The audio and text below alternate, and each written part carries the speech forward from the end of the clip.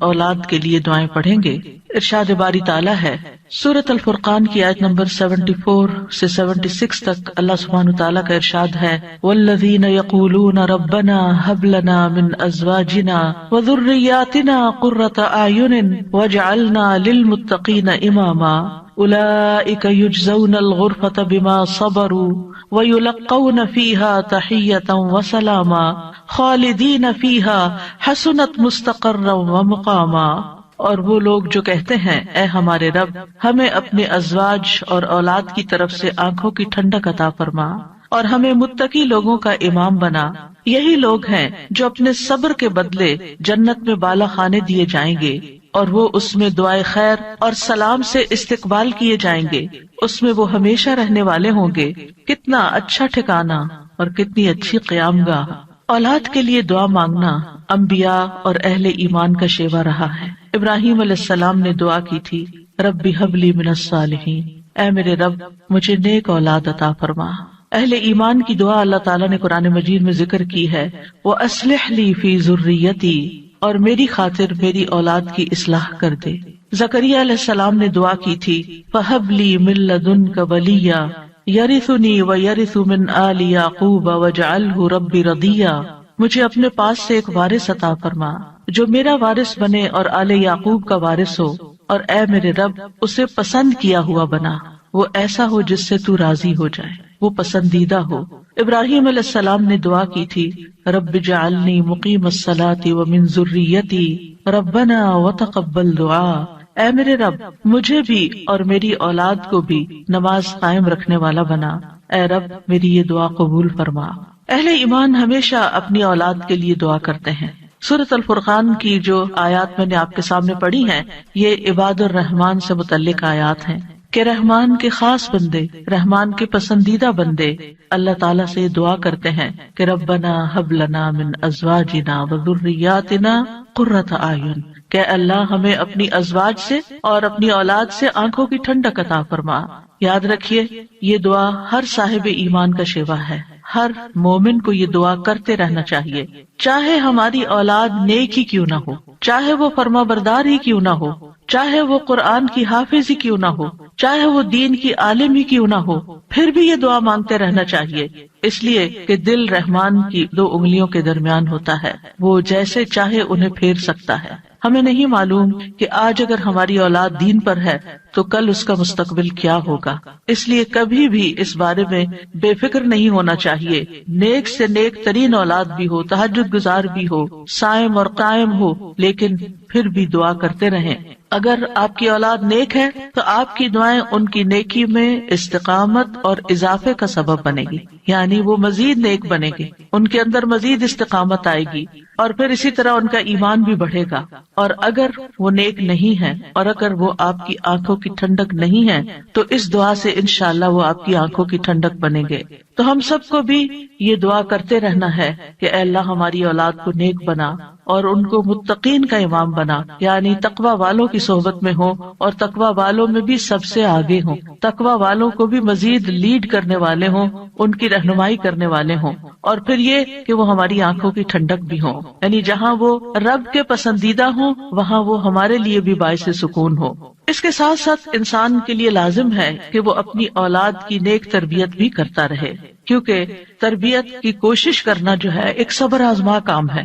اسی لیے اس آیت کے بعد جو آیت آتی ہے اس میں صبر کرنے والوں کی جزا جنت میں غرفہ بتائی گئی ہے۔ عربوں کے ہاں گھر کے اندر جتنے بھی کمرے ہوتے ہیں ان میں سے سب سے بہترین کمرہ غرفہ کہلاتا ہے، یعنی سب سے اعلیٰ ترین درجہ۔ تو جنت میں بھی جب غرفہ کی بات ہے تو اس سے مطلب کوئی ہائی رائز بلڈنگ نہیں ہے، کیونکہ وہ ایک جگہ پر آتا نا کہ غرفات پر غرفات مبنیہ ہوں گے، تو اس سے مراد یہ ہے کہ جنت کے اعلیٰ ترین مقامات اللہ تعالیٰ ان کو عطا کرے گا جو صبر کے ساتھ تربیت بھی کرتے رہیں گے اور صرف اپنی تربیت اور اپنی کوشش کو کافی نہیں سمجھیں گے بلکہ اللہ تعالیٰ سے دعا بھی کریں گے۔ اور بہت دفعہ ایسا بھی ہوتا ہے کہ ہم تربیت میں پوری کوشش کر لیتے ہیں لیکن اس کا اثر اولاد میں نظر نہیں آتا، اولاد آپ کی ایکسپیکٹیشن پہ پوری نہیں اترتی، آپ جیسے ان کو دیکھنا چاہتے ہیں ویسے وہ نظر نہیں آتے۔ کیا ہم نوح علیہ السلام کی تربیت پہ کوئی شک کریں گے؟ ان کے 4 بیٹے تھے جن میں سے 3 بہترین بیٹے ثابت ہوئے، لیکن ایک بیٹا اپنے ہی راستے پر چل نکلا۔ اس میں انسان کی کوشش اگر ہو اور انسان کے بس میں ہو اولاد کی اصلاح تو وہ سبھی کو سیدھا کر کے رکھ دے، لیکن یاد رکھیے کوشش ہماری، دعا ہماری، اور اس میں اثر ڈالنے والا اور اس کو ہماری آنکھوں کی ٹھنڈک بنانے والا صرف اور صرف ہمارا رب ہے۔ اس لیے مومن صرف اپنی کوششوں پہ بھروسہ نہیں کرتا بلکہ وہ اپنے رب کو پکارتا رہتا ہے۔ اور پھر عام طور پر یہ ہوتا ہے کہ ہم اس دعا کو اپنی دعاؤں کا حصہ نہیں بناتے۔ ہاں، جب اولاد کی طرف سے کوئی تکلیف پہنچتی ہے، جب وہ ہماری کوئی بات نہیں مانتے یا ہمیں ناراض کرتے ہیں، تو پھر ہمیں خیال آتا ہے کہ ہمیں دعا کرنی چاہیے کہ ان کی اصلاح ہو جائے اور یہ سیدھے ہو جائے اور ہماری آنکھوں کی ٹھنڈک بن جائے۔ یاد رکھیے یہ صرف اولاد کے بگاڑ کے وقت کی دعا نہیں ہے بلکہ ہمیشہ یہ دعا کرتے رہنا چاہیے۔ اپنی روزمرہ زندگی کی خاص دعاؤں میں اس دعا کو شامل کر لیں، اپنی نمازوں میں، سجدوں میں، قبولیت کے اوقات میں اپنی اولاد کے لیے دعا کریں، کیونکہ اولاد انسان کی محبوب ترین چیزوں میں سے ہے۔ جن کو اللہ نے اولاد کی نعمت سے نوازا ہے وہ اچھی طرح سمجھ سکتے ہیں کہ ہماری زندگی میں اولاد کا کیا مقام ہے۔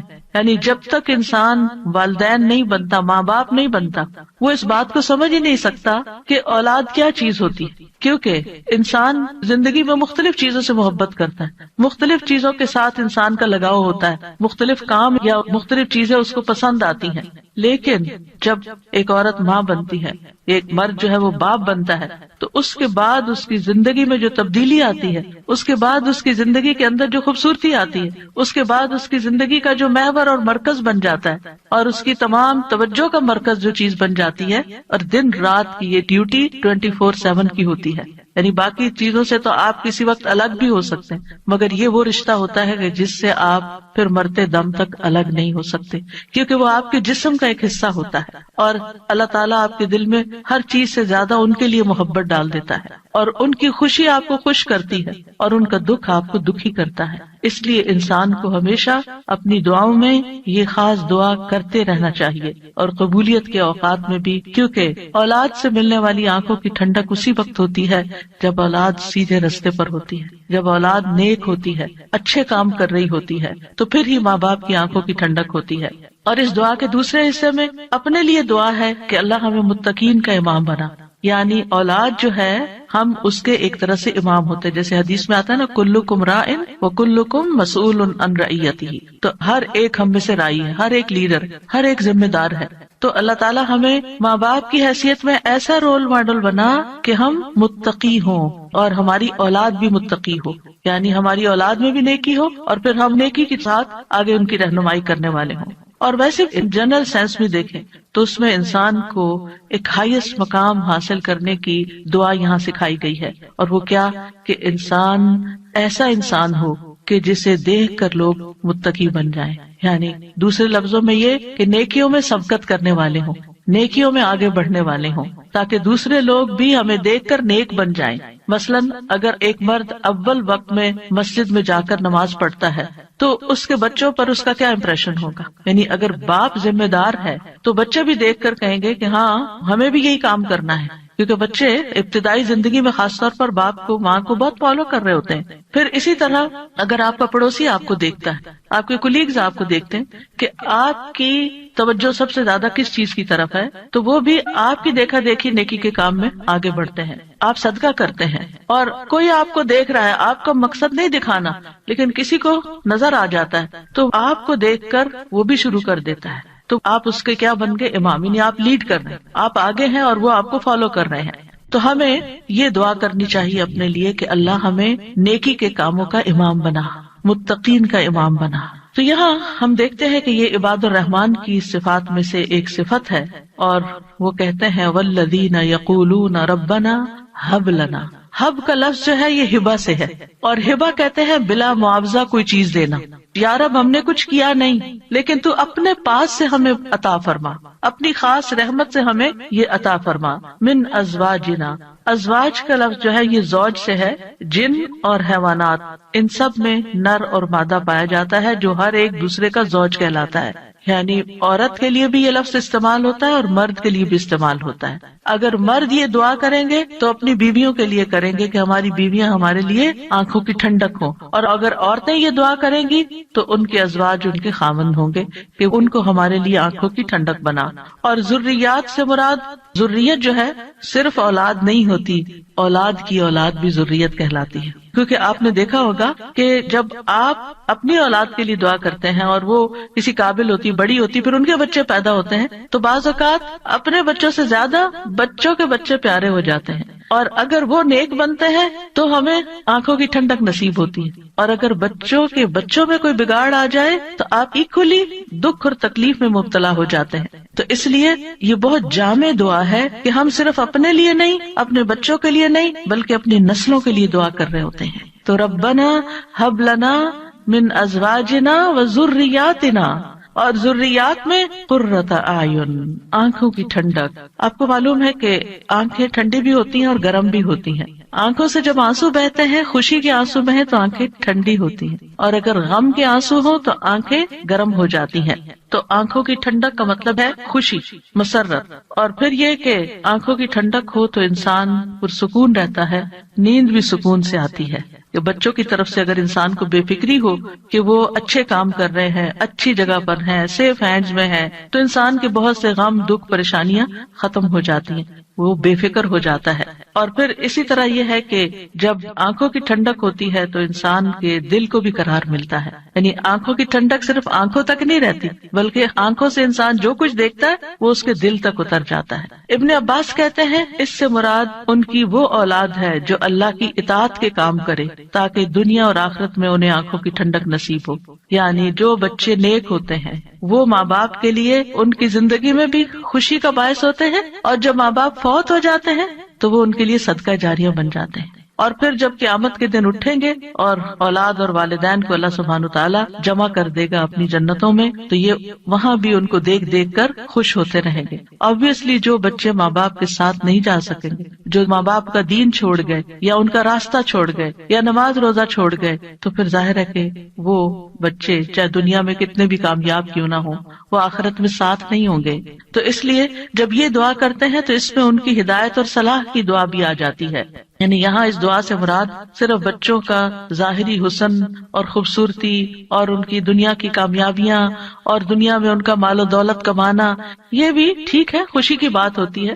بچہ خوبصورت ہو تو ماں باپ کو بہت اچھا لگتا ہے، بچہ اگر کامیاب ہو، کوئی ڈگری کر لے تو ماں باپ کو بہت اچھا لگتا ہے، بچے کو اچھی جاب مل جائے تو ماں باپ بہت خوش ہوتے ہیں. اور جو ماں باپ صرف دنیا کے لیے جیتے ہیں اور جن کا مطلب اور مقصد، ایم اور گول صرف دنیا کمانا ہوتا ہے، وہ انہی باتوں پر خوش ہوتے رہتے ہیں. لیکن جو اہل ایمان ہوتے ہیں ان کی خوشی صرف اس چیز میں نہیں ہوتی، ان کی خوشی اولاد کی نیکی میں ہوتی ہے کہ ہماری اولاد نیک ہو. تو جب ہم یہ کہتے ہیں کہ ہمیں آنکھوں کی ٹھنڈک عطا کر، تو اس سے مطلب یہ ہوتا ہے کہ اللہ وہ تیرے اطاعت گزار ہوں، فرما بردار ہوں، خیر اور بھلائی کے کاموں میں آگے جانے والے ہوں، اللہ کی عبادت اچھے طریقے سے کرنے والے ہوں، گناہوں اور حرام کاموں سے بچنے والے ہوں. اور وجعلنا للمتقین اماما، کہ اللہ ہمارے ماتحت جتنے بھی لوگ ہیں وہ سب متقی ہوں. یعنی ایک طرف اولاد کے لیے دعا اور دوسری طرف ان لوگوں کے لیے جو ہمیں فالو کرتے ہیں یا جن کے اوپر ہم ذمہ دار بنائے گئے ہیں کہ یا اللہ ان کے اندر بھی تقویٰ پیدا کر دے. یعنی ہماری اولاد تو نیک ہو، لیکن آپ کے ساتھ جو لوگ کام کر رہے ہیں، جن کے آپ ذمہ دار ہیں، مثلاً اگر آپ استاد ہیں اور آپ کے شاگرد ہیں، یا آپ ایک لیڈر ہیں، کمیونٹی لیڈر ہیں اور آپ کے بہت سے فالوورز ہیں، یا اسی طرح اور جو بھی کام آپ لیڈرشپ رول میں کرتے ہیں، تو یا اللہ جو لوگ آپ کی جو ٹیم ہے، یا اللہ اس کو بھی متقی بنا دے، اس کے اندر بھی اپنی محبت پیدا کر دے. کتنی خوبصورت دعا ہے. ظاہر ہے کہ انسان انہی لوگوں کے ساتھ ہوتا ہے، یا تو گھر میں ہوتا ہے یا باہر کام پر ہوتا ہے. جب گھر میں ہوتا ہے تو کیا ہوتا ہے، بیوی اور بچوں کو دیکھ کر انسان اپنی آنکھیں ٹھنڈی کرتا ہے، اس کو ایک پرسکون ماحول ملتا ہے. اور جب وہ گھر سے باہر ہوتا ہے، اپنی جاب پر ہوتا ہے، اپنی ٹیم کے ساتھ ہوتا ہے، تو ان کی نیکی، ان کا اخلاق، ان کا تقویٰ دیکھ دیکھ کر اس کی آنکھیں ٹھنڈی ہوتی رہتی. سنسیئر مخلص ساتھیوں کا مل جانا یہ اللہ تعالیٰ کی بہت بڑی نعمت ہوتی ہے. اور پھر آپ دیکھیے کہ یہ نہ صرف ان کے تقویٰ کی دعا ہے، بلکہ جو خود متقی بننے کی خواہش رکھتا ہوگا وہی چاہے گا کہ اس کے ساتھی اور اس کے ماحول کے لوگ اور اس کے آس پاس کے لوگ تقویٰ والے ہوں. اور یہ معنی بھی اس کا بنتا ہے کہ یا اللہ تو ہمیں اتنا تقویٰ عطا کر کہ ہم متقین کے امام بن جائیں، یعنی ان متقین میں سے بھی سب سے آگے ہو تقویٰ میں. للمتقین اماما، یعنی ہمیں ہدایت کا امام بنا، لوگوں کو ہم سے ہدایت حاصل ہو، گمراہی کا امام نہ بنے. کیونکہ اللہ سبحانہ تعالیٰ نے خوش بخت لوگوں کے بارے میں فرمایا سورۃ الانبیاء میں، وَجَعَلْنَاهُمْ أَئِمَّةً يَهْدُونَ بِأَمْرِنَا وَأَوْحَيْنَا إِلَيْهِمْ فِعْلَ الْخَيْرَاتِ وَإِقَامَ الصَّلَاةِ وَإِيتَاءَ الزَّكَاةِ وَكَانُوا لَنَا عَابِدِينَ. اور ہم نے انہیں ایسے پیشوا بنایا جو ہمارے حکم کے ساتھ رہنمائی کرتے تھے، اور ہم نے ان کی طرف نیکیاں کرنے اور نماز قائم کرنے اور زکوٰۃ ادا کرنے کی وحی بھیجی، اور وہ صرف ہماری عبادت کرنے والے تھے. تو اس سے کیا پتہ چلتا ہے کہ ہم نے انہیں ایسا پیشوا بنایا جو ہمارے حکم کے ساتھ رہنمائی کرتے تھے. یہ ہے متقین کے امام کہ جو اللہ کی مرضی اور اللہ ہی کے دی ہوئی جو تعلیم اور ہدایت ہے اس کے مطابق لوگوں کو گائیڈ کرتے ہیں، صرف اپنی من پسند چیزوں یا اپنی طرف سے چیزیں ایجاد نہیں کرتے. اور اہل شقاوت بدبخت لوگوں کے بارے میں آتا ہے وَجَعَلْنَاهُمْ أَئِمَّةً يَدْعُونَ إِلَى النَّارِ، ہم نے ان کو ایسے امام بنایا جو لوگوں کو آگ کی طرف بلاتے ہیں، جیسے فرعون تھا، قارون اور اس طرح کے لوگ کہ لوگ ان کو فالو کرتے تھے اور وہ خود بھی آگ کی طرف جانے والے. جیسے فرعون کے بارے میں آتا ہے يَقْدُمُ قَوْمَهُ يَوْمَ الْقِيَامَةِ فَأَوْرَدَهُمُ النَّارِ، کہ قیامت کے دن وہ اپنی قوم کو لیڈ کر رہا ہوگا اور انہیں آگ میں لے جا کے گرائے گا. تو اس لیے بہت ضروری ہے کہ ہم خیر میں اچھا نمونہ بنے. اور ویسے بھی آپ دیکھیں کہ انسان کے امپریشنز ہوتے ہیں، انسان جو کچھ کرتا ہے اچھا کرتا ہے یا برا کرتا ہے اس کے آثار ہوتے ہیں. یعنی آپ اچھا کرتے ہیں اور آپ کو دیکھ کے جتنے لوگ خاموشی سے اچھا کر لیتے ہیں وہ سارے آپ کے آثار ہو گئے، اور ان سب کی نیکی آپ کی نیکی میں جمع ہو گئی. اور آپ کو دیکھ کر اگر کوئی شخص غلط ٹرینڈ اختیار کرتا ہے تو اس کی قباحت بھی آپ کے پلے میں پڑ گئی. تو متقین کا امام بننے کے لیے یاد رکھیے دو چیزیں بڑی اہم ہیں، ایک ہے صبر اور دوسرے ہے یقین.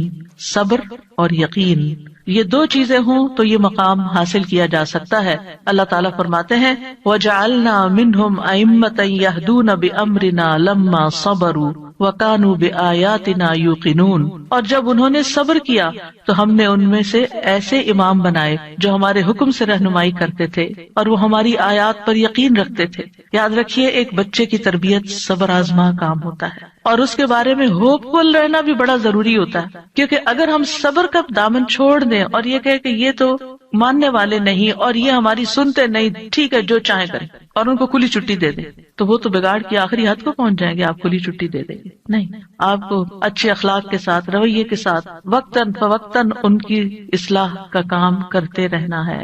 اور یہ صبر آزما کام ہے. یعنی بعض اوقات آپ کا دل اندر سے کٹ رہا ہوگا، آپ شدید غصے کا شکار ہوں گے، شدید نفرت کا شکار ہوں گے ان کے کسی غلط کام پر، لیکن آپ اس کا ایسا اظہار نہیں کریں گے کہ جس سے وہ ہمیشہ کے لیے آپ کو خیر بات کہہ کے چلے جائیں اور آپ سے کٹ جائیں. کیونکہ آپ دیکھیں بہت سے بچے ایسے ہوتے ہیں جو ماں باپ کی نیگنگ سے اور ماں باپ کی بد اخلاقی اور بدسلوکی سے پھر وہ ہمیشہ کے لیے ان کو چھوڑ ہی جاتے ہیں. تو ایسا کوئی طریقہ اختیار نہیں کرنا کہ جس سے وہ دور ہوں، بلکہ محبت کے ساتھ. یعنی اگر ان کے اندر آپ دیکھتے ہیں کچھ چیزیں ایسی ہیں جو درست نہیں، تو محبت کے ساتھ اور صبر کے ساتھ دعائیں کرتے کرتے ان کی اصلاح کرتے جائیں. ہو سکتا ہے آپ اپنی زندگی میں نہ دیکھیں وہ دن جس کو آپ دیکھنا چاہتے ہیں، لیکن مرنے کے بعد آپ کو ان کی دعائیں پہنچ رہی ہیں، آپ کی وہ محنت ضائع نہیں جائے گی. تو لما صبروا، صبر کرنا بہت ضروری ہے. اور پھر یہ ہے کہ ان کی طرف سے جتنی بھی آزمائشیں آئیں، ان کی طرف سے جو تکلیفیں آپ کو پہنچے، کیونکہ جو بھی ماں باپ بنتے ہیں وہ سب جانتے ہیں کہ اولاد کی طرف سے بعض اوقات آنکھوں کی ٹھنڈک سے زیادہ تکلیفیں ہی پہنچتی. یعنی وہ آپ کا مقام نہیں سمجھتے جب تک وہ خود ماں باپ نہیں بنتے. ان کو سمجھ نہیں آتی کہ ماں باپ کا مقام کیا ہے اور ماں باپ کی تکلیف کیا ہے. لہٰذا ایسے تمام مواقع پر صبر سے کام لینا ہے. اور دوسرا یہ کہ یقین رکھنا ہے، بے یقینی سے دعا نہیں کرنی. یقین رکھنا ہے کہ اللہ میری دعائیں سنتا ہے اور وہ ضرور سنے گا. لم اکم بدعائک رب شقیہ، اے رب میں تجھ سے دعا مانگ کر کبھی بدبخت ہوا ہی نہیں، تو دعاؤں کا سننے والا ہے. ایسی دعا کرنے والوں کا انجام بہت بہترین ہے. اللہ تعالیٰ فرماتے ہیں اولئک یجزون الغرفۃ، ایسے نیک بندے جن کے اندر یہ صفات ہوں، جو یہ چاہتے ہوں کہ ان کی اولاد اچھی ہو جائے، ان کے ازواج، ان کی بیوی یا شوہر اچھا ہو جائے، اور پھر صبر کے ساتھ یہ سب کام کریں، تو پھر ان کا انجام بھی بہت اچھا ہے. اور وہ کیا ہے کہ جنت کا اعلیٰ ترین مقام، جیسا کہ سورۃ العنکبوت میں آتا ہے والذین آمنوا وعملوا الصالحات لنبوئنہم من الجنۃ غرفا تجری من تحتها الانہار خالدین فیہا نعم اجر العاملین الذین صبروا وعلی ربہم یتوکلون.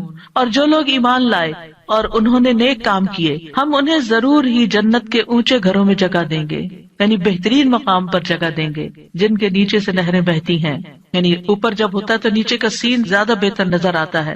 ہمیشہ ان میں رہنے والے ہیں. دنیا میں آپ اگر کوئی ایسی جگہ پر کسی سی سائڈ پر کسی بہترین سینری اور گرینری کے مقام پر اونچے کسی ہائیسٹ فلور پر پینٹ ہاؤس خرید بھی لیں، رہ بھی لیں، لیکن آپ کو ہر وقت دھڑکا لگا رہتا ہے کہ پتہ نہیں کب دنیا سے چلے جانا ہے، یا اگر رینٹ پر رہ رہے ہیں تو پتہ نہیں کب یہاں سے نکلنا پڑ جائے، تو آپ پوری طرح انجوائے نہیں کر سکتے. یعنی انسان جتنا بھی چاہے دنیا میں کمپلیٹ انجوائمنٹ ہے ہی نہیں، کیونکہ اس کے ساتھ کئی مسائل اور کئی مشکلات ہوتی ہیں. لیکن آخرت میں بلند ترین مقامات میں فرمایا خالدین فیہا، وہ اس میں ہمیشہ رہیں گے. نکلنے کا، اس کو چھوڑنے کا، اس کے خراب ہونے کا، اس کی مینٹیننس کا کوئی فکر ہی نہیں ہے، صرف انجوائمنٹ ہی ہے. نعم اجر العاملین، لیکن یہ کس کو ملتا ہے؟ جو عمل کرتے ہیں، جو کام کرتے ہیں، جو محنت کرتے ہیں. کتنا اچھا اجر ہے عمل کرنے والوں کا. کون ہے وہ عمل؟ کیا دو عمل بتائے گئے؟ الذین صبروا وعلی ربہم یتوکلون، وہ جو صبر کرتے ہیں اور اپنے رب پر توکل کرتے ہیں، بھروسہ کرتے ہیں. اور اس کے علاوہ حدیث سے بھی اس مقام کو حاصل کرنے کی بات ہمیں پتہ چلتی ہے. نبی صلی اللہ علیہ وسلم نے فرمایا جنتی لوگ اپنے سے بلند کمرے والے کو، غرفہ والوں کو اپنے اوپر ایسے دیکھیں گے جیسے وہ دنیا میں چمکدار گہرے ستارے کو دیکھتے. اتنے بلند ہوں گے ان کے مقامات. آپ سوچئے کبھی آپ جب جہاز پر ونڈو سیٹ پر بیٹھے ہوتے ہیں تو آپ جب نیچے دیکھتے ہیں تو بعض بہت ہی خوبصورت مناظر نظر آتے ہیں. تو آپ سوچئے کہ جس کا گھر وہ ستارے کی جگہ پر ہو، اتنا بلند مقام اس کو مل چکا ہو، تو پھر اس کو کیا کچھ نظر نہیں آئے گا نیچے. فرمایا کہ جس طرح وہ دنیا میں چمکدار گہرے ستارے کو دیکھتے ہیں جو آسمان کے مشرقی یا مغربی کنارے میں بہت دور ہوتا ہے، ان میں سے ایک دوسرے سے افضل ہوگا. لوگوں نے عرض کیا یا رسول اللہ، یہ تو انبیاء کے محل ہوں گے جنہیں ان کے سوا اور کوئی نہ پا سکے گا. آپ نے فرمایا نہیں، اس ذات کی قسم جس کے ہاتھ میں میری جان ہے، یہ ان لوگوں کے لیے ہے جو اللہ پر ایمان لائے اور انبیاء کی تصدیق کی. ایک اور روایت میں آتا ہے بے شک جنت میں ایسے غرف ہیں جنتی ان کے باہر والے حصے کو اندر سے دیکھ سکیں گے اور اندر والے حصے کو باہر سے دیکھ سکیں گے. اللہ نے یہ ایسے شخص کے لیے تیار کیے ہیں جو لوگوں کو کھانا کھلائے اور سلام عام کرے اور رات کو نماز ادا کرے جب لوگ سو رہے ہیں. اور الحمدللہ رمضان ایسا مہینہ ہوتا ہے کہ جس میں آپ یہ تینوں کام کر سکتے ہیں. آپ کی ہرس ہوتی ہے کہ زیادہ سے زیادہ لوگوں کو افطار کرایا جائے، زیادہ سے زیادہ لوگوں تک راشن پہنچایا جائے، یعنی ان کو کھلایا جائے. اور جب آپ مسجد جاتے ہیں تو تراویح بھی ہوتی ہے اور بہت سے لوگ مل جاتے ہیں تو سلام پہ سلام ہو رہا ہوتا ہے. یا دینی مجالس کا زور ہوتا ہے رمضان میں جس میں لوگ اکٹھے ہوتے ہیں تو پھر ایک دوسرے سے ملاقات کر کے سلام کے مواقع آتے ہیں. اور یہ صرف رمضان ہی کے لیے نہیں ہے بلکہ سارا سال انسان ایسے کاموں کی رغبت رکھے، ایسے کاموں سے محبت کرے. اور ان کی جنت میں وہ کیا ہوگا؟ وَيُلَقَّوْنَ فِيهَا تَحِيَّةً وَسَلَامًا، وہاں ان کو سلام اور دعا دی جائے گی. تحیہ کہتے ہیں زندگی کی دعا دینا، یعنی ان کے استقبال کے لیے ایسے فرشتے موجود ہوں گے جو انہیں سلام بھی کریں گے اور سلامتی کی دعائیں بھی دیں گے. جب کوئی سلامتی کی دعا آپ کو دیتا ہے تو کتنا دل خوش ہوتا ہے. تو وہاں فرشتے ان کو دعائیں دے رہے ہوں گے. اور پھر آپس میں جب ملاقاتیں ہوں گی جنتیوں کی تب بھی سلام دعا ہو رہی ہوگی. اور یہ سلامتی ان کو کس لیے ملی؟ کیونکہ دنیا میں انہوں نے گناہوں سے سلامت زندگی بسر کی. خالدین فیہا حسنت مستقرا ومقاما، ہمیشہ اس میں رہیں گے. کتنا خوبصورت ٹھکانہ، کتنا اچھا مقام. یاد رکھیے یہ دعا گھروں کی اصلاح کی بنیاد رکھتی ہے. اس میں صرف اولاد ہی نہیں بلکہ ازواج بھی، یعنی شوہر اور بیوی. آج آپ دیکھیں کہ ہر دوسرے گھر کا یہ مسئلہ بنا ہوا ہے کہ گھر میں میاں بیوی کی لڑائیاں جاری ہیں. اس سے ایک دوسرے کے اندر ایک بے چینی، اداسی، پریشانی، کاموں میں رکاوٹ اور کتنی بے شمار خرابیاں. اور سب سے بڑی بات یہ کہ آپ اپنی اولاد کے لیے ایک بہترین نمونہ ہوتے ہیں. آپ صرف آپس میں نہیں لڑتے بلکہ اپنے بچوں کو ایک برا نمونہ پیش کر کے ان کی زندگیوں کو بھی جہنم بناتے ہیں. اور پھر آپ دیکھیے کہ کوئی اور انسان ناراض ہو جائے تو اس سے انسان کو اتنی تکلیف نہیں ہوتی. حتیٰ کہ اگر ماں باپ بھی ناراض ہوتے ہیں نا تو انسان اتنی پرواہ نہیں کرتا. لیکن اگر شوہر بیوی سے یا بیوی شوہر سے ناراض ہو تو انسان کی غم کی انتہا ہوتی ہے. کسی چیز میں دل نہیں لگتا، پریشانی چھا جاتی ہے اور ہر چیز بے مزہ ہو جاتی. چاہے خوبصورت ترین محل میں آپ رہتے ہو، خوبصورت ترین لباس آپ پہنتے ہو، بہترین کھانے آپ کھاتے ہو، لیکن اگر میاں بیوی کا آپس میں پیار نہیں ہے، آپس میں اتفاق نہیں ہے، آپس میں ایک دوسرے سے خوش نہیں ہے، تو زندگی کی کوئی خوشی نہیں ہوتی.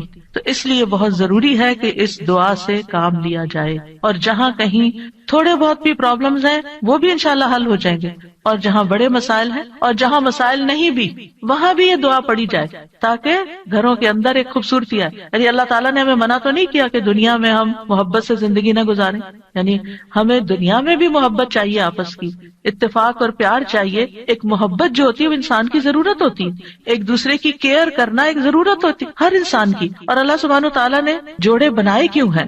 قرآن مجید میں اللہ تعالیٰ فرماتے ہیں وَمِنْ آيَاتِهِ أَنْ خَلَقَ لَكُم مِّنْ أَنفُسِكُمْ أَزْوَاجًا لِتَسْكُنُوا إِلَيْهَا وَجَعَلَ بَيْنَكُم مَّوَدَّةً وَرَحْمَةً إِنَّ فِي ذَلِكَ لَآيَاتٍ لِقَوْمٍ يَتَفَكَّرُونَ. اور اس کی نشانیوں میں سے ایک یہ ہے کہ اس نے تمہاری ہی جنس سے تمہارے جوڑے پیدا کیے یا بیویاں پیدا کی تاکہ تم ان کے پاس سکون حاصل کرو، اور تمہارے درمیان محبت اور رحمت پیدا کر دی. غور و فکر کرنے والوں کے لیے اس میں کئی نشانیاں ہیں. تو اللہ سبحانہ تعالیٰ نے شادی کا مقصد کیا رکھا ہے؟ سکون کا حصول. اور اگر شادی کے بعد انسان کا پہلا سکون بھی جاتا رہے اور سکون ہی لٹ جائے اور تکلیف اور پریشانی ہر وقت رہے تو اس نے کیا پایا؟ تو شادی کا مقصد ہی بہت ہو گیا. ٹھیک ہے، شادی کے اور بھی کئی مقاصد ہو سکتے ہیں، لیکن سب سے بنیادی اور اول مقصد اللہ تعالیٰ نے کیا رکھا ہے اس رشتے کے اندر؟ ایک دوسرے سے سکون، مودت اور رحمت. ایک دوسرے سے محبت بھی کریں اور ایک دوسرے پر رحم بھی کریں، ایک دوسرے کی کیئر کریں، ایک دوسرے کا خیال رکھیں، ایک دوسرے کی ضرورت کو پہچانیں. صرف خود غرضی نہ ہو کہ میری مرضی، میرا مقصد، میرا مطلب اور میں جو چاہوں صرف وہ ہو میرے پاس. نہیں، یہ بھی دیکھنا ہوگا کہ دوسرا کیا چاہتا ہے. اور جن کپلز کو یہ سمجھ آ جاتی ہے کہ دوسرے کی خواہش کیا ہے اور وہ دوسرے کی خواہش کو پورا کرنے کی کوشش کرتے ہیں تو لازماً دوسرا بھی پھر ان کی خواہش پوری کرتا ہے اور ایک خوشگوار زندگی وجود میں آتی ہے. اسی طرح اللہ تعالیٰ نے سورۃ النحل میں بھی فرمایا وَاللَّهُ جَعَلَ لَكُم مِّنْ أَنفُسِكُمْ أَزْوَاجًا وَجَعَلَ لَكُم مِّنْ أَزْوَاجِكُمْ بَنِينَ وَحَفَدَةً وَرَزَقَكُم مِّنَ الطَّيِّبَاتِ أَفَبِالْبَاطِلِ يُؤْمِنُونَ وَبِنِعْمَةِ اللَّهِ هُمْ يَكْفُرُونَ. اور اللہ نے تمہارے لیے تمہارے نفسوں سے بیویاں پیدا کی اور تمہارے لیے تمہاری بیویوں سے بیٹے اور پوتے پیدا کیے، یعنی اللہ نے ان سے تمہیں اولاد دی اور اس نے تمہیں پاکیزہ چیزوں سے رزق عطا کیا. کیا پھر بھی وہ باطل پر ایمان لاتے ہیں اور اللہ کی نعمت کا انکار کرتے ہیں، یعنی اللہ تعالیٰ کی نعمتوں کی ناشکری کرتے ہیں؟ تو یاد رکھیے کہ گھروں کی اصلاح کا انحصار ازواج کی اصلاح پر ہے، آپس کے اتفاق پر ہے، اور اولاد کی اصلاح سے پہلے ازواج کی اصلاح کی بات ہے. ابن علان کہتے ہیں کہ یہ دعا یعنی ازواج کے بارے میں شروع ہوتی ہے، کیونکہ اگر ازواج کی اصلاح ہو تو اولاد کی اصلاح ہوتی ہے. یعنی شوہر یا بیوی کی اصلاح ہو جائے، وہ ایک دوسرے کے لیے آنکھوں کی ٹھنڈک ہو، تو اولاد خود بخود آنکھوں کی ٹھنڈک ہوتی چلی جائے گی. اور آنکھوں کی ٹھنڈک سے مراد یہ نہیں ہے صرف کہ ایک شوہر اپنی بیوی کو زیادہ خوبصورت دیکھے یا تندرست دیکھے، بلکہ اس حال میں دیکھے کہ وہ اللہ کی فرما بردار ہو. کیونکہ ایک حدیث میں آتا ہے کہ دنیا متاع ہے اور دنیا کی سب سے بہترین متاع نیک بیوی ہے.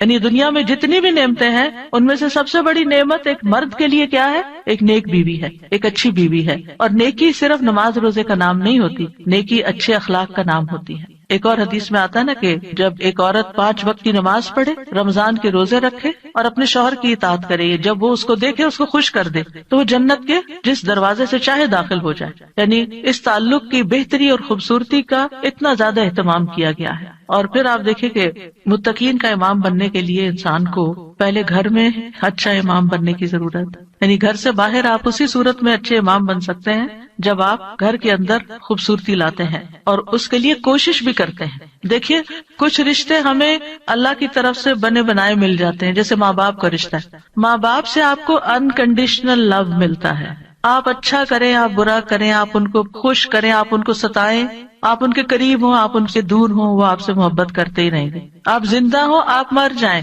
ہر صورت میں محبت کرتے ہیں. آپ نے دیکھا ان ماؤں کو جن کا کوئی بچہ فوت ہو جائے تو وہ زندہ کو بھول گئے، اسی کو یاد کرتی رہتی ہیں جو چلا گیا ہے. قریب ہو تب بھی محبت کرتے ہیں، دور ہو تب بھی محبت کرتے ہیں. ماں باپ کی محبت انکنڈیشنل، لیکن ازواج کی محبت کنڈیشنل ہوتی ہے. اگر آپ اچھے اخلاق کا مظاہرہ کریں گے، اچھے انسان بن کر رہیں گے تو آپ کی محبت بڑھتی جائے گی. لیکن اگر آپ اپنے اخلاق کو کھو دیں گے تو پھر اس محبت میں کمی آنی شروع ہو جائے گی. تو کچھ رشتے بنے بنائے ہوتے ہیں اور کچھ کو بنانا پڑتا ہے، ان کی مینٹیننس کرنی پڑتی ہے.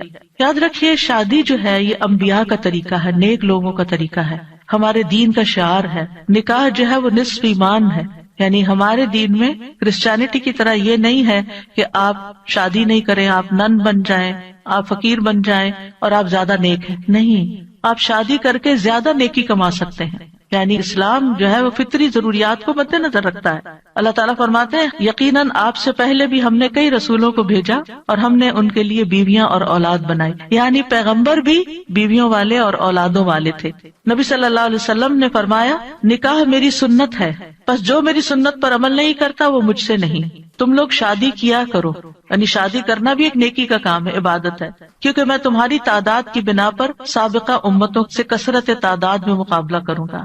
ایک اور روایت سے پتہ چلتا ہے کہ شادی نہ کرنے والا نبی صلی اللہ علیہ وسلم کے طریقے سے منہ موڑنے والا ہے. آپ کو یاد ہوگا کہ وہ 3 صحابہ جو نبی صلی اللہ علیہ وسلم کی ایبسنس میں حضرت عائشہ کے پاس پوچھنے گئے تھے کہ آپ کے اعمال کیا ہیں، تو جب انہوں نے بتایا تو ان کا وہ تو اللہ کے نبی ہیں، تو اس لیے ایک نے کہا میں کبھی گوشت نہیں کھاؤں گا، دوسرے نے کہا میں کبھی رات کو نہیں سوؤں گا، تیسرے نے کہا میں کبھی شادی نہیں کروں گا. تو نبی صلی اللہ علیہ وسلم کو جب یہ باتیں پتہ چلی تو آپ نے اللہ تعالیٰ کی حمد و ثنا کی اور فرمایا ان لوگوں کو کیا ہو گیا ہے جنہوں نے ایسی اور ایسی باتیں کہی ہیں. میں رات میں نوافل بھی پڑھتا ہوں، سوتا بھی ہوں، نفلی روزہ رکھتا ہوں اور چھوڑ بھی دیتا ہوں، نکاح بھی کرتا ہوں، بس جو شخص میرے طریقے سے منہ موڑے گا وہ مجھ سے نہیں، یعنی وہ میری امت میں سے نہیں ہے جو میرے اس طریقے کو پسند نہ کرے.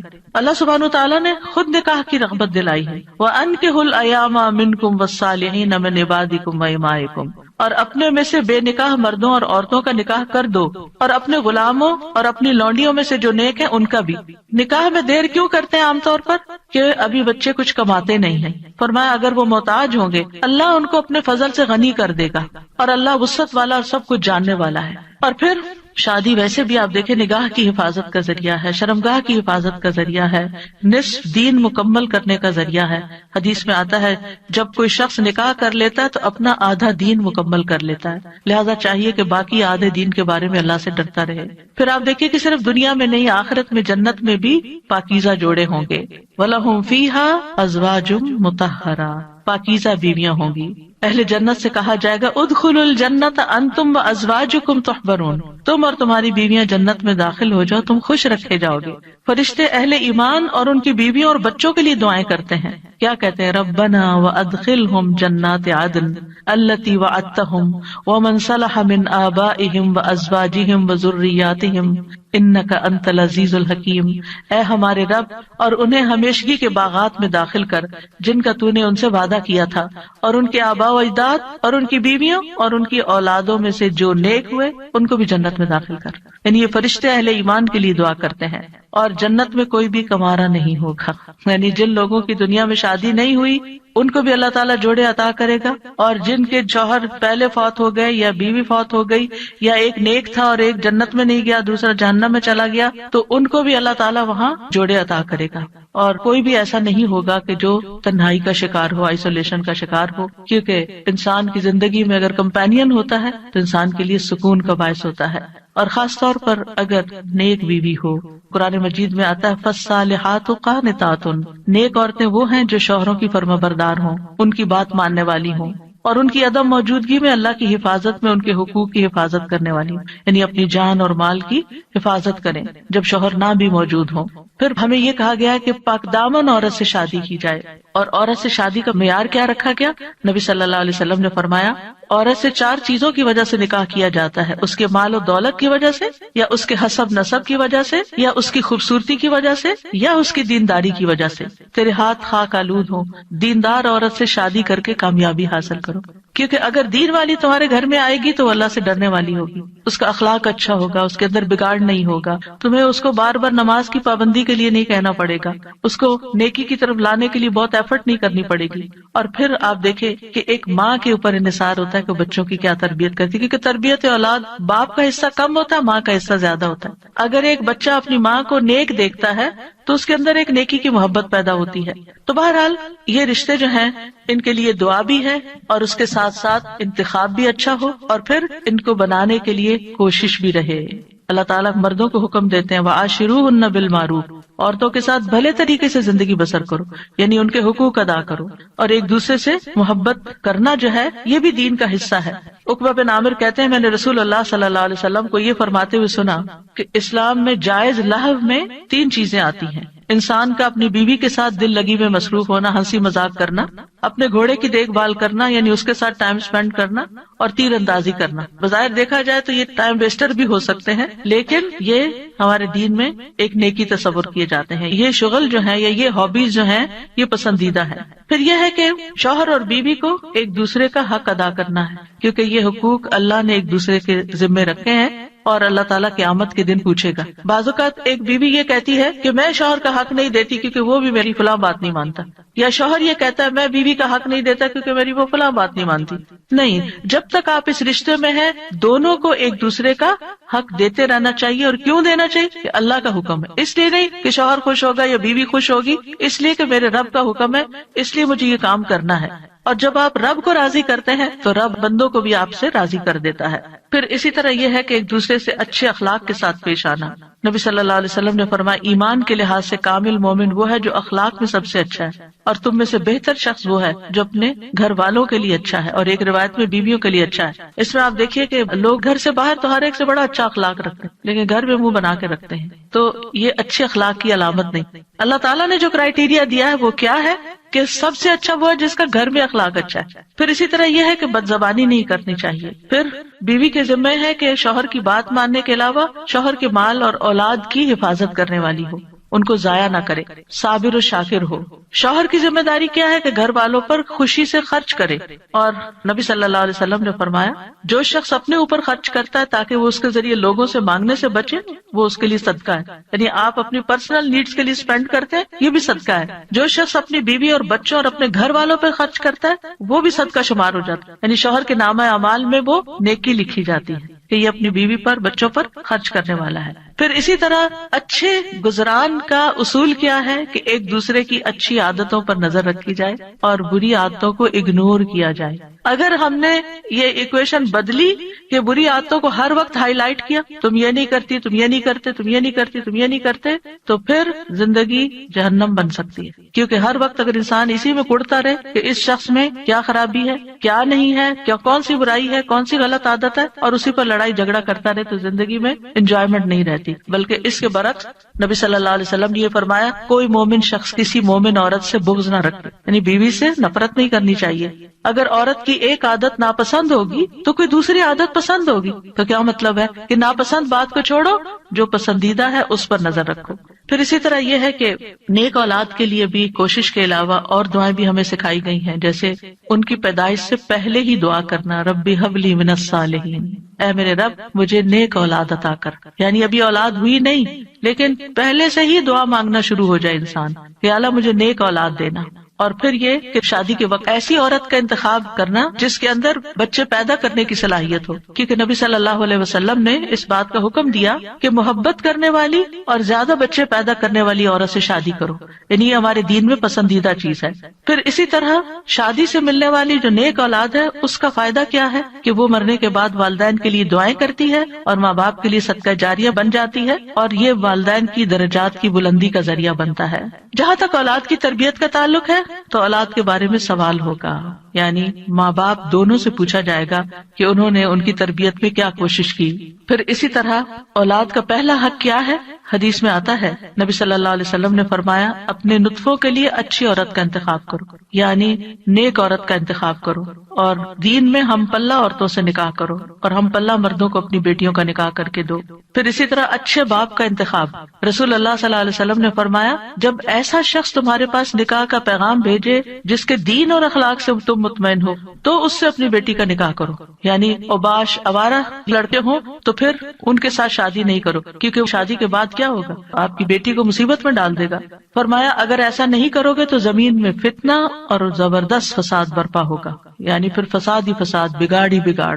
پھر اسی طرح ولادت سے پہلے شیطان سے حفاظت کی دعا سکھائی گئی کہ جب شوہر بیوی ایک دوسرے سے ملیں تو دعا پڑھیں، جیسے حضرت مریم کی والدہ نے دعا پڑھی تھی وَإِنِّي أُعِيذُهَا بِكَ وَذُرِّيَّتَهَا مِنَ الشَّيْطَانِ الرَّجِيمِ۔ کتنی خوبصورت دعا ہے کہ اللہ میں اس بچی کو بھی اور اس کی آئندہ آنے والی ذریت کو بھی تیری پناہ میں دیتی ہوں شیطان سے بچا کر۔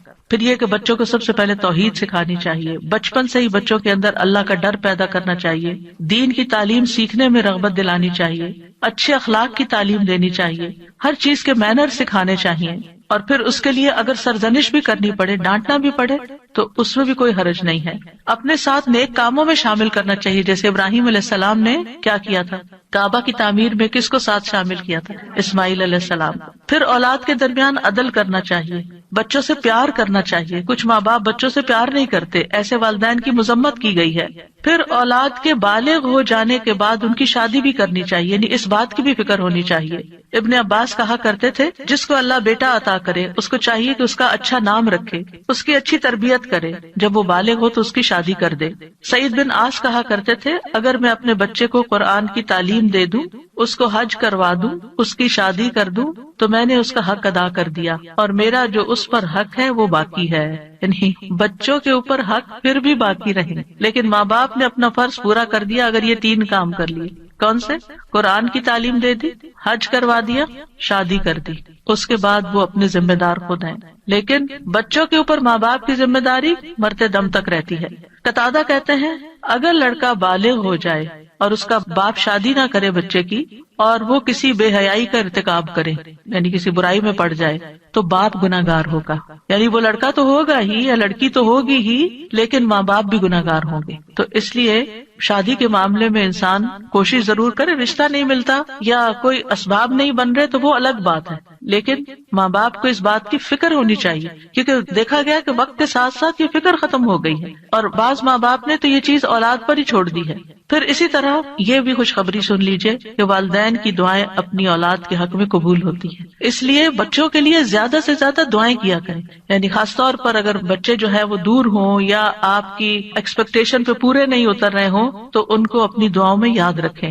نبی صلی اللہ علیہ وسلم نے فرمایا، 3 قسم کے لوگوں کی دعائیں قبول ہوتی ہیں اور ان کی قبولیت میں کوئی شک و شبہ نہیں: مظلوم کی دعا، مسافر کی دعا، اور والد کی اپنے اولاد کے لیے دعا۔ تو اس لیے ہمیں دعائیں کرتے رہنا چاہیے، اور ان دعاؤں میں ربنا ہب لنا من ازواجنا، جن کو آتی ہے وہ بھی پڑھے، ربنا ہب لنا من ازواجنا وذریاتنا قرۃ اعین وجعلنا للمتقین اماما۔ اب اس میں آپ دیکھیے کہ آپ نے فوکس کرنا ہے ازواج، ذریات، اور پھر للمتقین اماما، للمتقین اماما۔ اس میں وہ لوگ بھی آ جاتے ہیں جن کی ازواج نہیں یا جن کی اولاد نہیں، تو وہ کیا ہے؟ متقین کے امام۔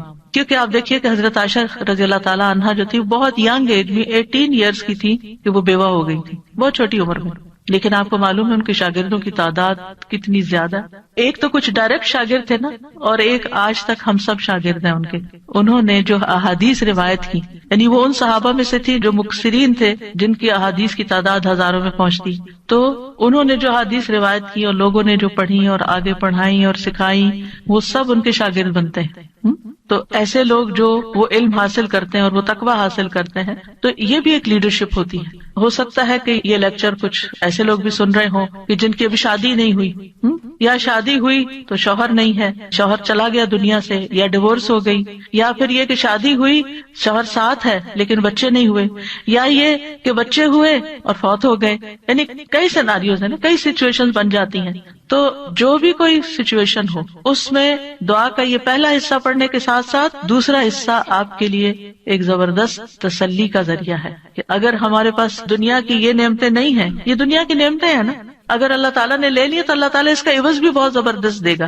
تو اللہ نے جو دوسری اپرچونٹیز اور جو دوسرے مواقع رکھے ہیں، ان سے ہمیں فائدہ اٹھانا چاہیے اور ایسے کام کرنے چاہیے اور ایسے کاموں میں اپنا وقت لگانا چاہیے۔ اور خاص طور پر میں ان خواتین سے کہوں گی جن کے بچے بڑے ہو چکے ہیں، جو اپنے بچوں سے فارغ ہو چکی ہیں، اور اللہ تعالیٰ نے ان کو صحت جیسی نعمت عطا کر رکھی ہے، ان کو وقت دے رکھا ہے، ان کو مال دے رکھا ہے، وہ اپنے وقت کو کمیونٹی سروسز میں ضرور لگائیں۔ یعنی اگر تعلیم ہے ان کے پاس تو دوسروں کو تعلیم دیں، اور اگر ان کے پاس کوئی سکلز ہیں تو وہ دوسروں کو سکلز سکھائیں، اور اگر کسی بھی قسم کا کوئی والنٹیئر ورک وہ کر سکتے ہیں تو اپنے آپ کو خود آفر کریں۔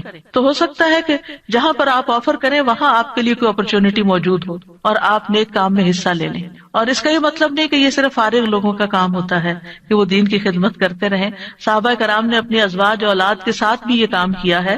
یاد رکھیے جس طرح ہم اپنی دنیا کو بنانے کے لیے، اپنی اولاد کو سنوارنے کے لیے ہم کوشش کرتے ہیں، اسی طرح ہمیں دوسروں کی اولاد اور دوسرے لوگوں کی بھی فکر ہونی چاہیے، ان کے لیے بھی خیر خواہی کرنی چاہیے. اور میں نے اپنی زندگی میں ایکسپیرینس کیا ہے کہ میں نے شاید اپنے بچوں سے زیادہ دوسروں کی فکر کی ہے اور اللہ تعالیٰ نے وہ خیر واپس لوٹا دی.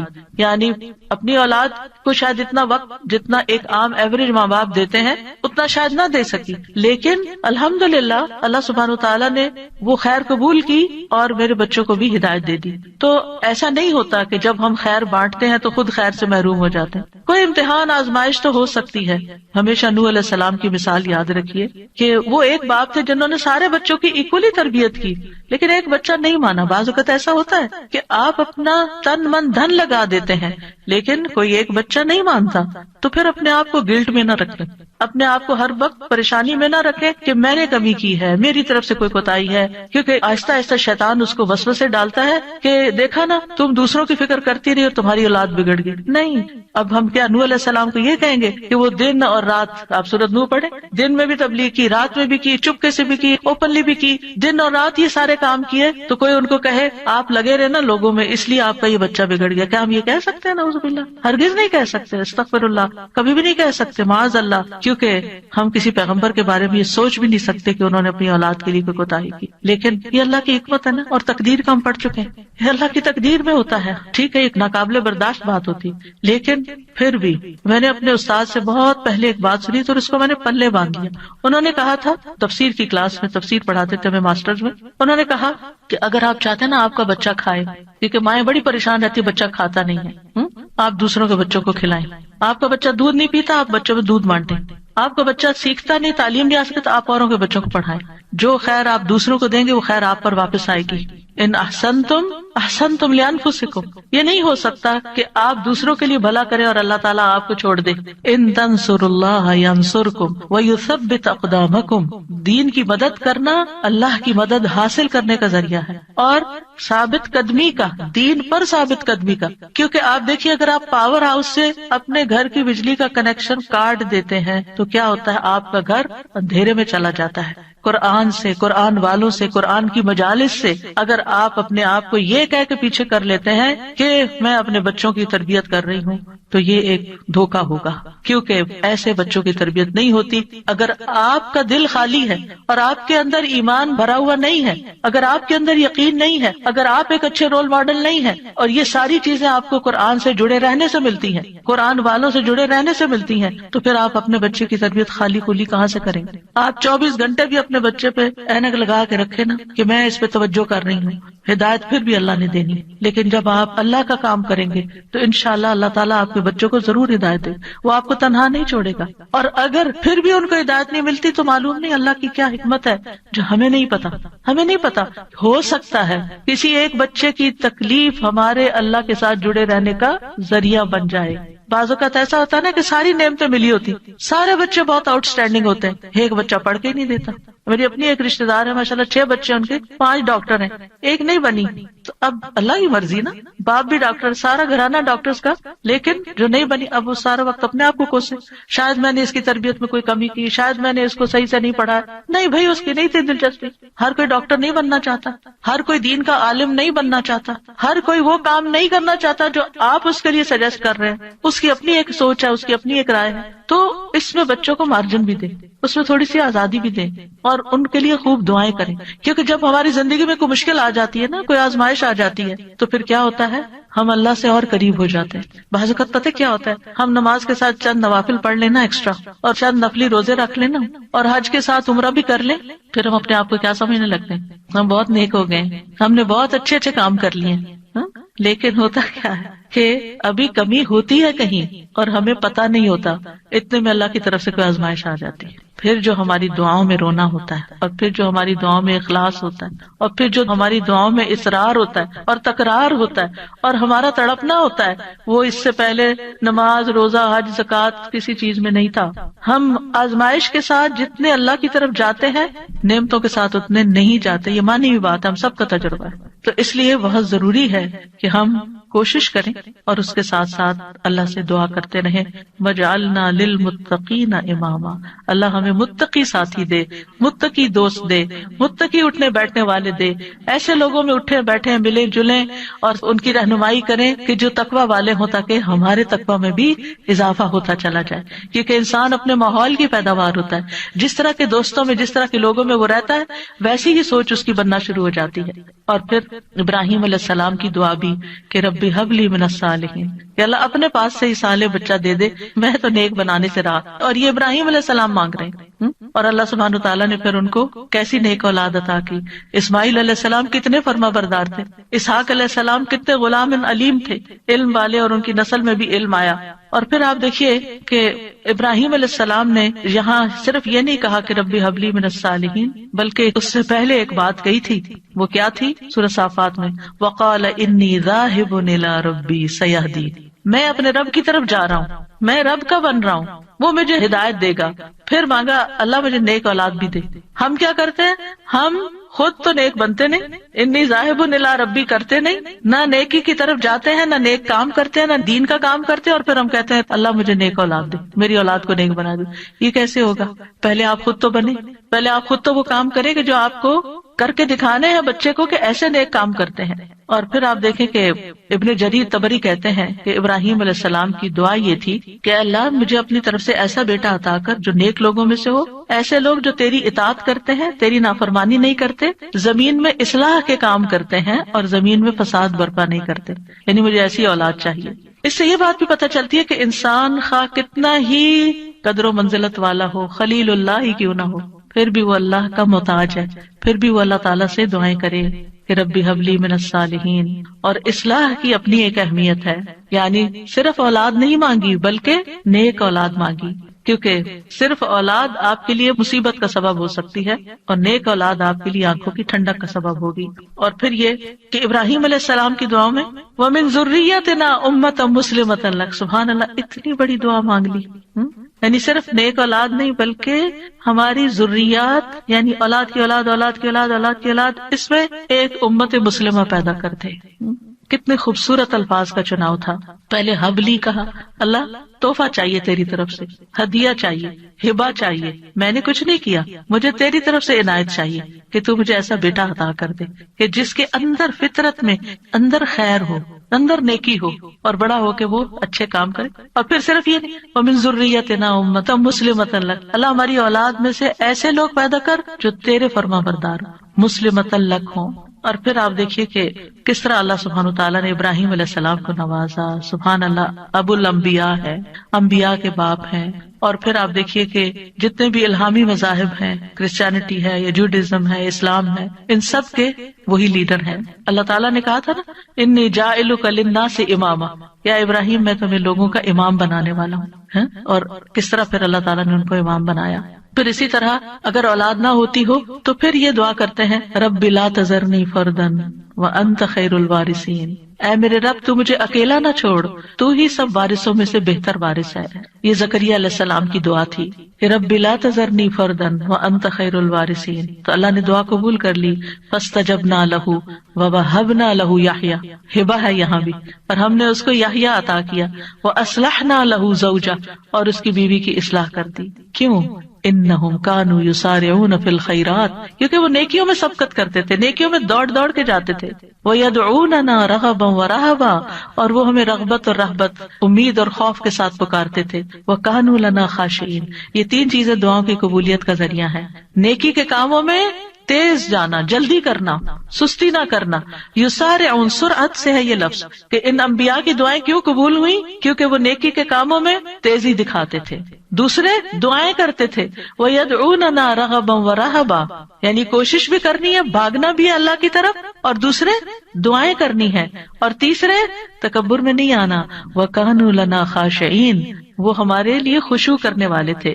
ابن قیم کہتے ہیں نیک اعمال کرنا اور اس کی طرف سبقت لے جانا دعا کی قبولیت کے بڑے اسباب میں سے ہے۔ اسی لیے اللہ تعالیٰ نے ان کی دعائیں قبول کر لی. پھر ایک اور دعا ہے جو حضرت زکریا علیہ السلام نے ہی مانگی، رب ہب لی من لدنک ذریۃ طیبہ انک سمیع الدعاء، اے میرے رب مجھے اپنی طرف سے نیک اور پاکیزہ اولاد عطا فرما، بے شک تو ہی دعائیں سننے والا ہے. یعنی ہبہ وہ ہوتا ہے نا جو بغیر معاوضے کے خوش دلی اور احسان کے طور پر کسی کو کوئی چیز دے دی جائے. یعنی ایک ہبہ ہوتا ہے کہ ہدیہ ہوتا ہے، ایک صدقہ ہوتا ہے.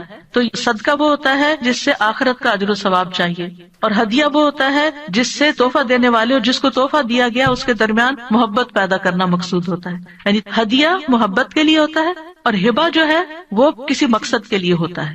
ہبہ وہ چیز ہوتی ہے کہ جس کو ہبہ کی جاتی ہے صرف اس کا فائدہ مطلوب ہوتا ہے. ٹھیک ہے، مطلب یہ تھا کہ اے اللہ مجھے اپنے پاس سے ایسا ہدیہ دے جو بغیر کسی عوض کے، میری بغیر کسی کوشش اور محنت کے ہو، تو بس تو آپ عطا کر دے. من لدن کا، اپنے پاس سے دے دے، کیونکہ تیرے پاس تو سب کچھ ہے. اور پھر ذریۃ طیبہ دے جو اپنے اقوال و افعال میں پاک ہو، جسموں میں پاک ہو.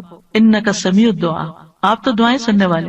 یہ محبت اور رحمت کو کھینچ لانے والی بات ہے. تو دعا کرنا جو ہے انبیاء کی سنت ہے. اور پھر اللہ کی جگہ یا اللہ کہنے کی بجائے رب بھی کہا گیا ہے، رب کو وسیلہ بنا کر دعا کی گئی ہے. اسی لیے آپ دیکھیں انبیاء کی ساری دعائیں ربنا سے شروع ہوتی ہیں یا ربی سے شروع ہوتی ہیں. اور پھر صرف اولاد نہیں، نیک اولاد، اور پھر اولاد کو نیک بنانے کے اسباب بھی. اور پھر یہ یقین کہ دعا تقدیر کو بدل دیتی ہے. حضرت زکریا انتہائی بوڑھے تھے لیکن انہوں نے یقین سے دعا کی. اور پھر ابراہیم علیہ السلام کی دعا، رب اجعلنی مقیم الصلاۃ ومن ذریتی ربنا وتقبل دعا، اے میرے رب مجھے بھی اور میری اولاد کو بھی نماز قائم رکھنے والا بنا. اے میرے رب میری یہ دعا قبول فرما. ربنا اغفر لی ولوالدی وللمؤمنین یوم یقوم الحساب، اے ہمارے رب مجھے اور میرے والدین اور تمام مومنوں کو اس دن معاف فرما دے جب حساب لیا جائے گا. رب اوزعنی ان اشکر نعمتک التی انعمت علی وعلی والدی وان اعمل صالحا ترضاہ واصلح لی فی ذریتی. یہ بھی اولاد کے لیے دعا ہے کہ اللہ میری ذریت کی اصلاح کر دے، میری ذریت کو نیک بنا دے. انی تبت الیک، میں تیری طرف واپس پلٹتا ہوں، توبہ کرتا ہوں. وانی من المسلمین، اور بلا شبہ میں فرما بردار ہوں. اور ربنا واجعلنا مسلمین لک ومن ذریتنا امة مسلمة لک وارنا مناسکنا وتب علینا انک انت التواب الرحیم. اے ہمارے رب ہم دونوں کو، یعنی ابراہیم اور اسماعیل علیہ السلام نے مانگی تھی دعا، اپنا فرما بردار بنا لے اور ہماری اولاد میں سے ایک جماعت پیدا کر جو تیری فرما بردار ہو، اور ہمیں اپنی عبادت کے طریقے بتلا اور ہماری توبہ قبول فرما. بے شک تو بڑا توبہ قبول کرنے والا، نہایت رحم کرنے والا ہے. اور پھر آپ دیکھیے کہ کس طرح اللہ سبحانہ وتعالیٰ نے وہ دعا قبول کی اور محمد صلی اللہ علیہ وسلم ان کی اولاد میں پیدا ہوئے اور پھر ان سے امت مسلمہ پیدا ہوئی. تو یہ دعا جو ہے اس کی قبولیت میں بہت عرصہ لگا تھا لیکن قبول ہوئی. تو اس لیے انسان کو مایوس نہیں ہونا چاہیے. اور اسی طرح یہ دعا جو مسنون دعا ہے، اللہم انی اعوذ بک من جار السوء ومن زوج تشیبنی قبل المشیب ومن ولد یکون علی ربا یا ربا ومن مال یکون علی عذابا ومن خلیل ماکر عینہ ترانی وقلبہ یرعانی ان رأى حسنة دفنها واذا رأى سیئة اذاعها. اے اللہ میں تیری پناہ طلب کرتا ہوں برے پڑوسی سے، برا نیبر نہیں ہو، اور ایسے ساتھی سے، زوج سے، شوہر یا بیوی ایک دوسرے کے لیے، جو مجھے بڑھاپے سے پہلے بوڑھا کرتے یعنی پریشان کر کے، اور ایسی اولاد سے جو مجھ پہ آقا بن بیٹھے یعنی مجھ پہ اپنا حکم چلائے، ایسے مال سے جو میرے لیے عذاب کا باعث بن جائے، یعنی کئی دفعہ مال انسان کے لیے مصیبت بن جاتا ہے، ایسے چال باز دوست سے جس کی آنکھیں مجھے دیکھ رہی ہوں اور جس کا دل میری نگرانی کرتا ہے، یعنی وہ میرے عیبوں کو ہی دیکھتا رہے اور میرے حالات کا جائزہ لیتا رہے، اور وہ میری ہر نیکی کو دباتا جائے اور برائی کو نشر کرے. کچھ ایسے بھی لوگ ہوتے ہیں نا آپ کے آس پاس کہ جو آپ کو اپنا دوست بتاتے ہیں، یعنی آپ کے لیے اپنی دوستی ظاہر کرتے ہیں، لیکن وہ آپ کی ہر نعمت سے جلتے ہیں اور آپ کی ہر خرابی سے خوش ہوتے ہیں، اور آپ کے اندر کوئی کمی بیشی ہو تو جا کے دوسروں میں نشر کر دیتے ہیں. تو یہاں 5 چیزوں کی برائی سے بچنے کی دعا کی گئی ہے: برا پڑوسی، بد اخلاق مرد یا عورت، نافرمان اولاد، عذاب بننے والا مال، اور چال باز دوست. تو بہرحال یہ تھا آج کا ہمارا پروگرام. وآخر دعوانا ان الحمد للہ رب العالمین.